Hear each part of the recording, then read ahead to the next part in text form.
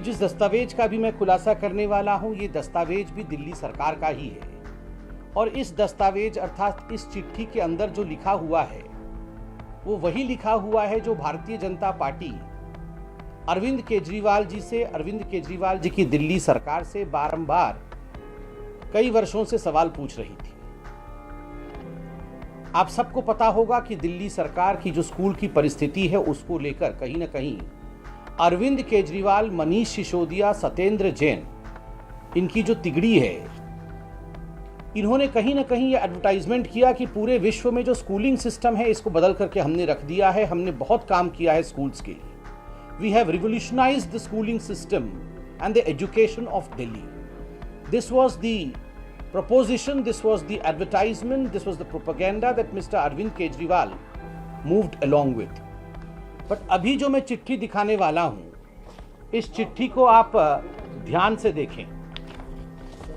यह चिट्ठी government of national capital territory Delhi, directorate of education, land and estate branch, Lucknow road, Delhi 54, अर्थात यह education का विभाग, डिपार्टमेंट ऑफ एजुकेशन ने ही इस चिट्ठी को लिखा है।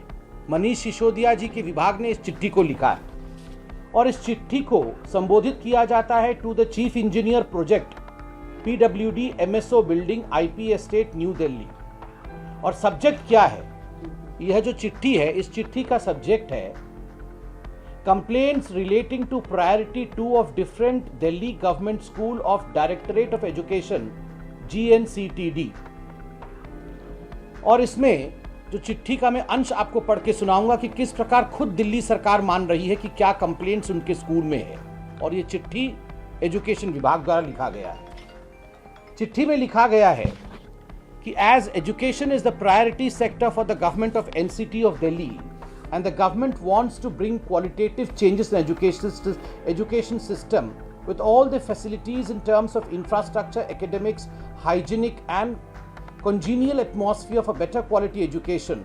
A number of complaints have been received from various schools regarding non-completion of work, use of low quality material, various deficiencies in the construction of PWD. These shortcomings hamper the very purpose of the Directorate of Education. List of complaints received is attached in Annexure A and B. Due to the above mentioned complaints, running of the schools has been very difficult and it poses threat to the students and the staff and the property of the schools also. Section Officer, Land and Estate. अब हम देखते हैं, इन्होंने बहुत बड़ी फहरिस्त दी है 15 से अधिक स्कूलों की कि इन स्कूलों में क्या क्या गड़बड़ है और किस प्रकार से ये गड़बड़ी जो है ये अभिभावक, स्कूल के बच्चे और उनके स्टाफ को अफेक्ट कर रहे हैं।